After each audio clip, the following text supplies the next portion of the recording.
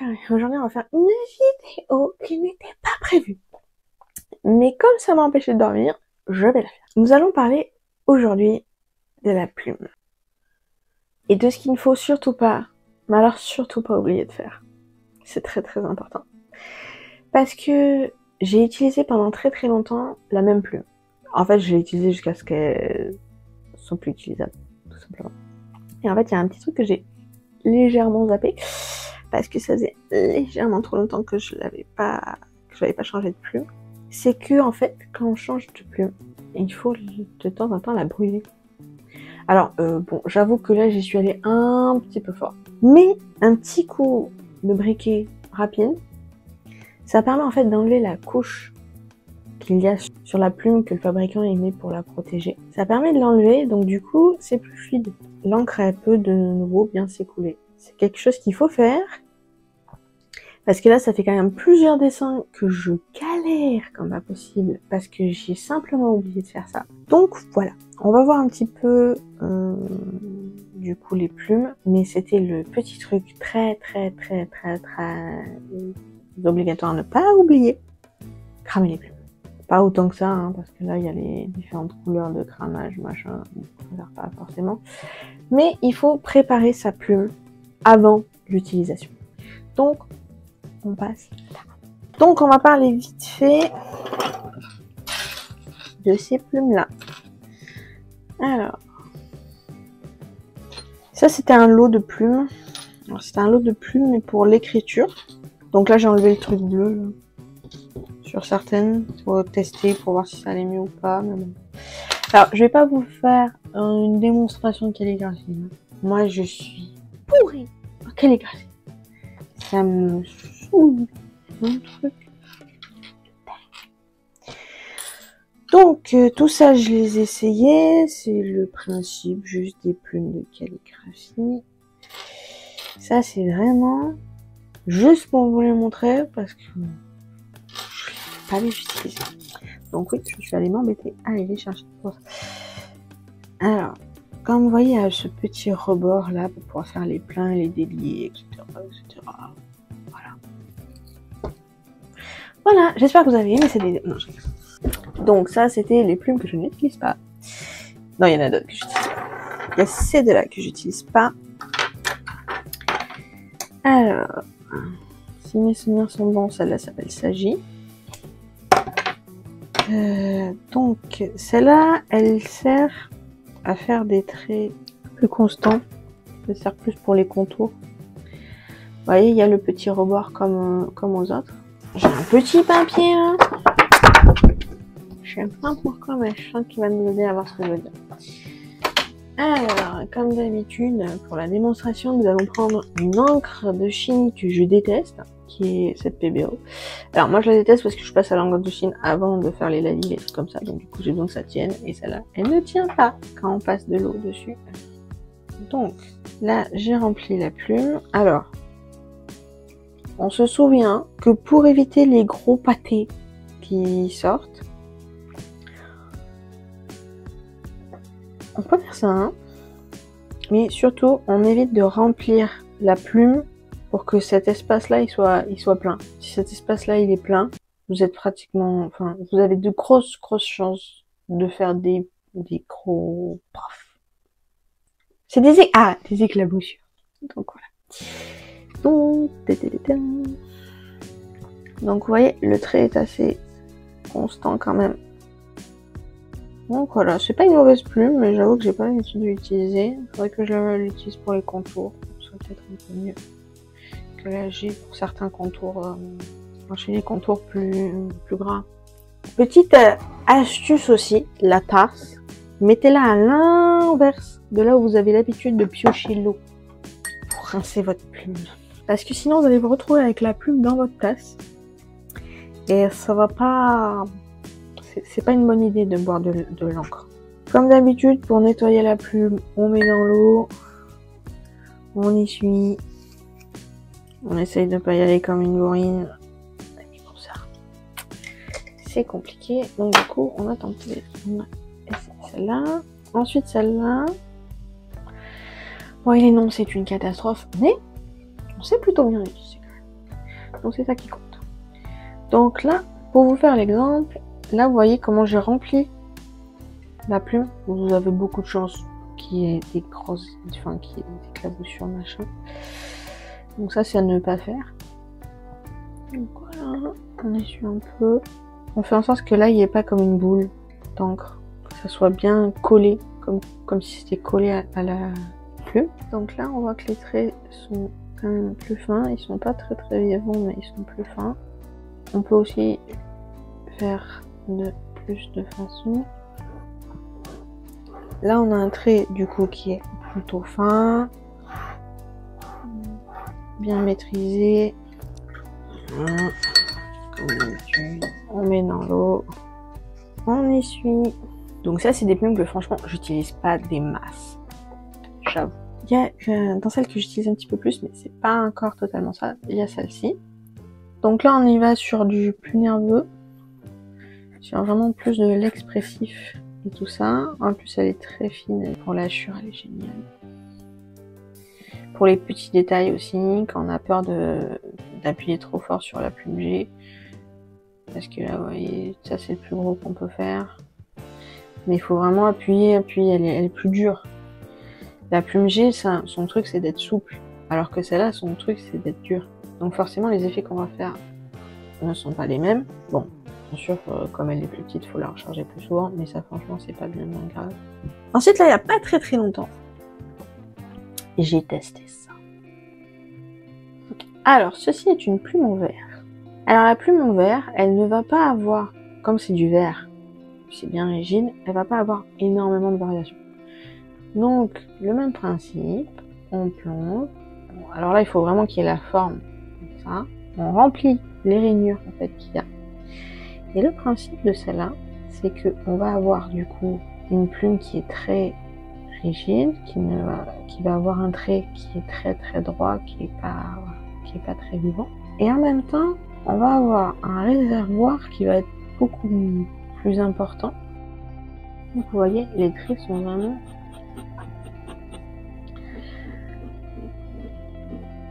vraiment homogènes.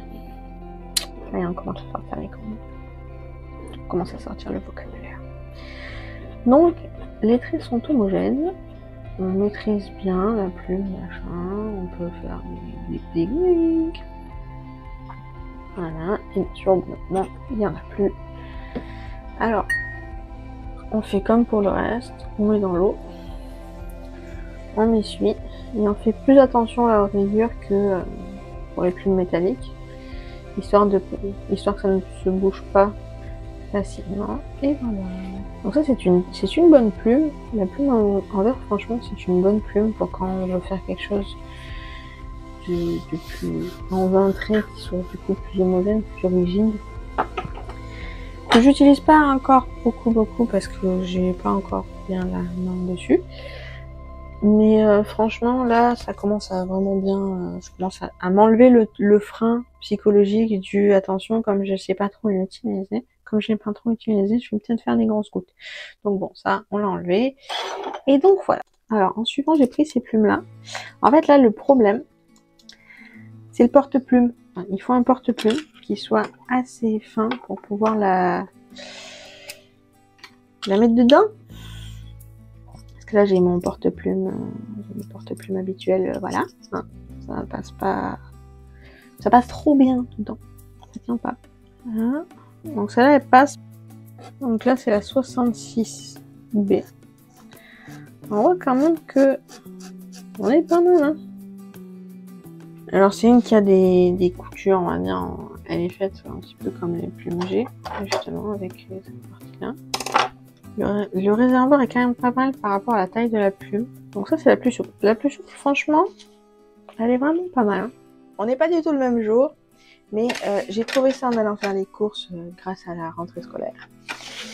Et donc du coup, bon, je ferai pas le truc du je vous attends pour ouvrir, hein, non, parce que je suis bien trop curieuse pour ça. Donc du coup, là il y a des plumes, mais ça, je m'en fous un peu parce que c'est des plumes pour l'écriture. Par contre, j'ai trouvé ce système-là de plumes. Donc je vais pas attendre plus longtemps Et on va peut-être pouvoir les utiliser, celles-là, pour pouvoir les tester. Donc, j'ouvre. J'essaye de faire glisser, j'essaye de mettre dedans. Hop. Je ferme. Et elle est maintenue. Donc on peut. On va pouvoir tester. Alors, je reprends mon petit carton de zigzag, mais je vais le mettre de l'autre côté parce qu'on a fait trop de zigzag. Et puis on va tester ça. Ce qui est marrant, c'est que je vous ai mis sur des pots d'eau. Sur mes deux petits pots remplis d'eau. Enfin, on va la faire sans eau cette fois. Voilà.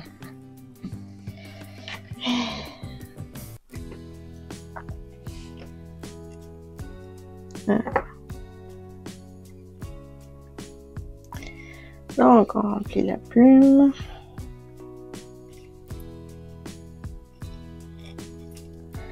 Alors nous avons donc...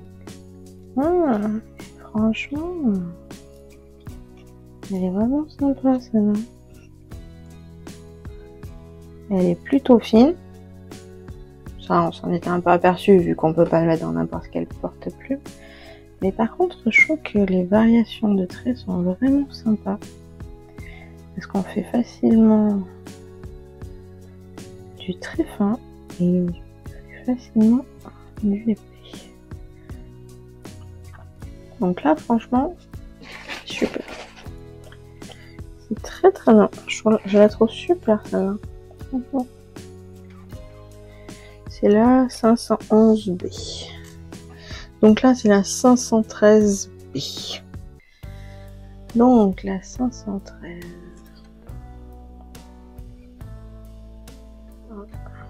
Un peu moins de variation, le trait il est plus épais facilement. Ouais, sur du plus épais. On peut quand même en aller sur le côté, mais on a comme ça.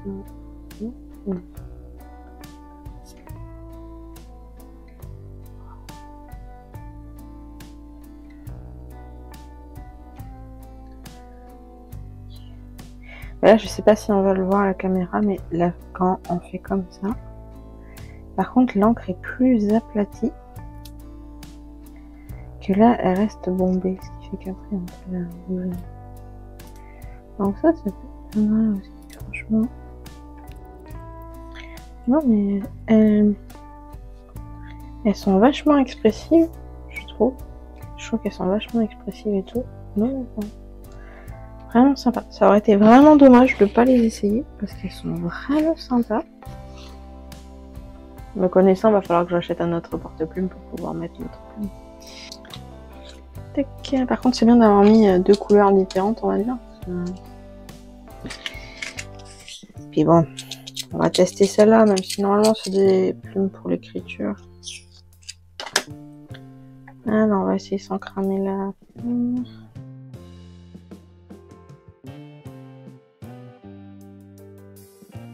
Non, ouais, ils sont bien aussi. Franchement. Ils sont bien. Donc, vous voyez, il n'y a pas besoin d'aller chercher trop loin non plus les plumes, parce que rien que ça, pour commencer, c'est pas mal. Ça se trouve facilement. Voilà, je pense que je vais prendre la 513.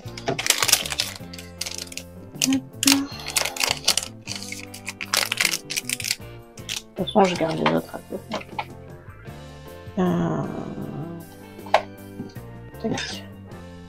Donc, je remonte.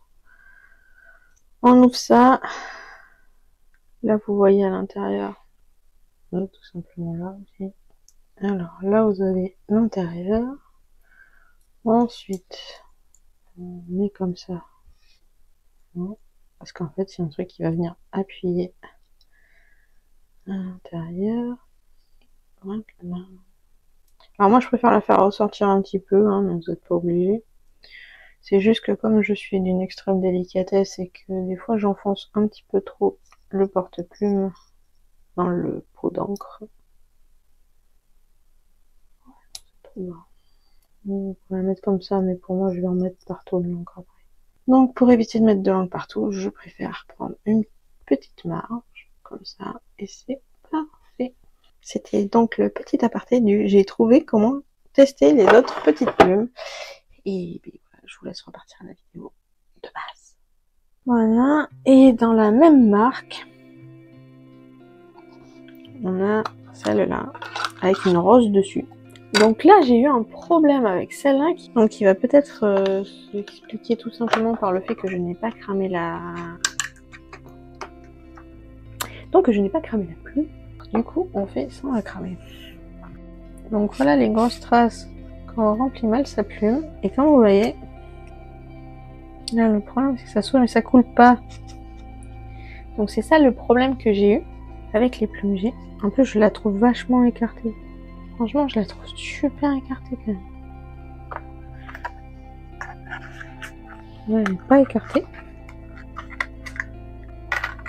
Du coup, je vais mettre là moins écartée. Par contre, on voit que ça glisse beaucoup. Ça glisse beaucoup sur... Et donc, on va utiliser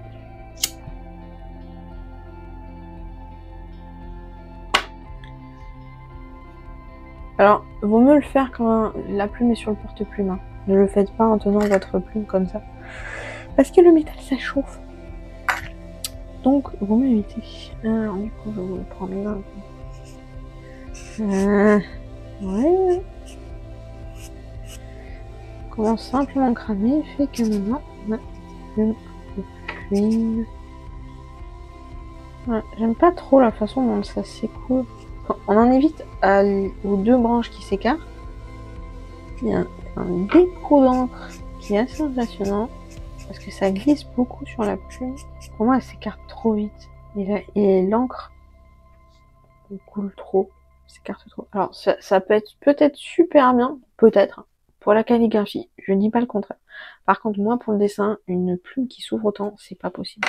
C'est tout simplement pas possible. Donc on passe à la plume G. Celle qui pour moi est la meilleure pour le dessin parce qu'elle met un petit effet vivant en fait que j'aime beaucoup vraiment. Alors ça c'est la dernière que j'ai achetée. Là il y a la Léonard, celle que j'utilisais avant. Donc il n'y en a pas. Évitez de faire ça. Hein. Évitez de prendre la pince pour enlever la plume comme ça. Parce que là vous allez l'abîmer. Je me permets de le faire parce que justement elle est déjà cassée et que je ne vais plus l'utiliser. Donc c'est pour ça que je me permets de la faire. Celle-là que j'ai utilisée du coup pendant des mois, jusqu'à ce qu'elle soit tellement épuisée qu'elle demande la retraite. Donc du coup, celle-là elle est vraiment géniale. On voit l'utilisation à la roue. Donc celle-là je l'aimais beaucoup et en fait j'ai eu un problème, c'est que du coup j'ai repris la Léonard. Du coup, on voit le même problème de glissement.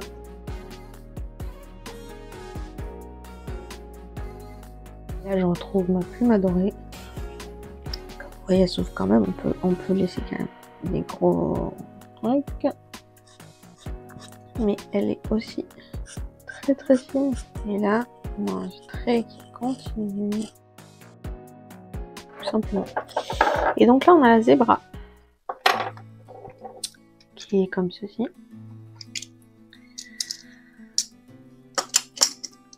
Et donc là, après un petit cramage de tête cette nuit, parce que bien sûr, c'était cette nuit. Donc voilà. Alors là, c'est sur du papier multitechnique. Hein. On va faire un petit dessin, je pense. Quand même. Panneau sauvage. On parle dessin. On parle plus de dessin. Faire un dessin. Je vais ranger un petit peu, un petit peu de place. Alors je mets la Léonard sur le vert et la Zébra sur le noir. Tout simplement parce que le vert, c'est celui que j'utilise le plus. Par contre, on va faire un dessin sur un papier aquarelle. Comme on y croit, on va partir directement avec le détail de l'œil. Donc, là, je prends la vraie. Donc,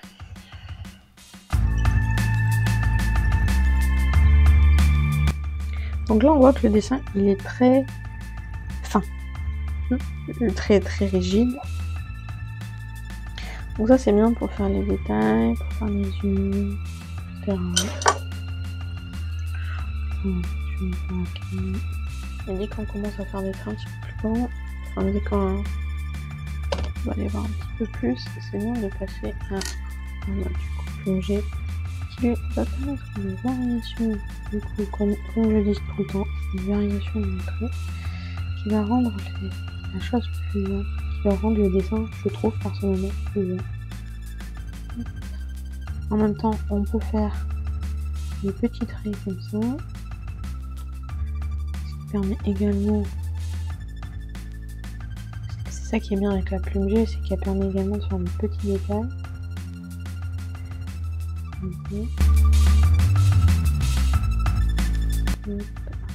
Et en même temps, on peut y aller vraiment.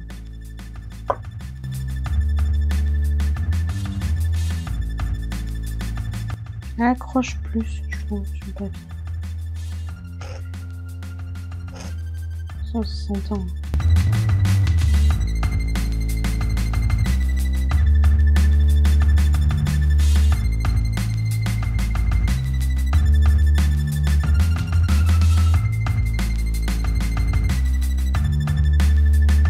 Non, là, je voulais vraiment être sur l'utilisation, sur le choix des plumes, parce que ça sert à rien d'avoir toutes les plumes. Pour moi, la plume G, c'est un indispensable. Ça, pour le dessin, celle-là, pour moi, c'est l'indispensable. Vous voyez, on peut quand même faire des petits traits, machin. C'est plus risqué au niveau des yeux de faire des bêtises. Donc, c'est pour ça que pour ça, c'est bien d'avoir ou l'une ou l'autre. Parce que là, on sait que le débit est plus constant, on a moins de chances de faire des gros pâtés et de foutre en l'air son dessin. Donc ça, bon, celles-là, elles sont bien parce qu'elles sont rigides et tout ça, donc il y a moins ce problème-là de gros pâtés.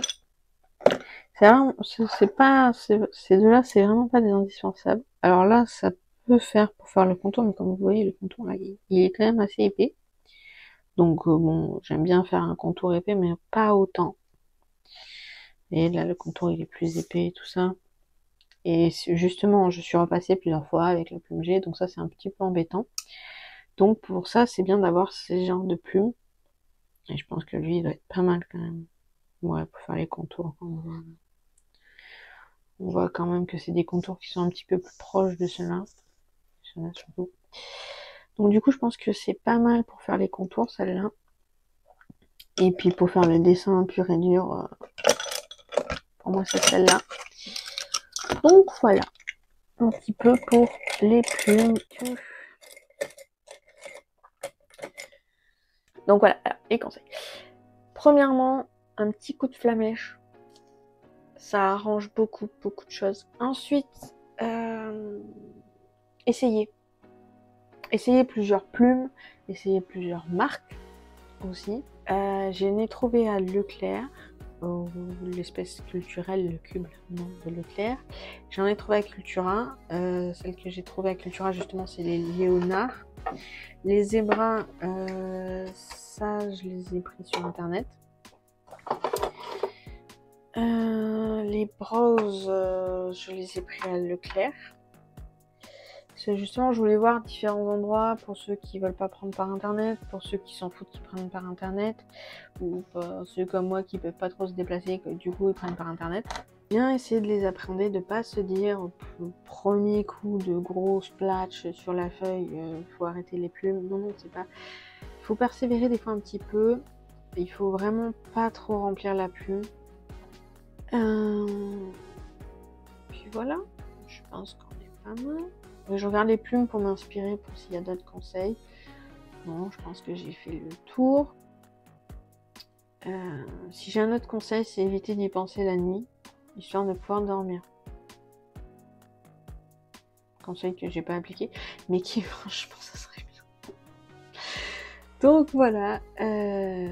Du coup, je pense qu'on va terminer sur ça. Je vous dis à très bientôt dans une prochaine vidéo. J'espère que ça vous a plu. Dites-moi en commentaire si vous avez des questions que j'essaierai d'y répondre. Donc voilà, j'espère que ça vous a appris des choses, j'espère que vous avez passé un bon moment. Et je vous remercie d'avoir regardé jusqu'au bout, même si des fois c'était peut-être pas super bien construit, mais bon, j'espère que ça vous a plu, et je vous dis à très vite dans une prochaine vidéo.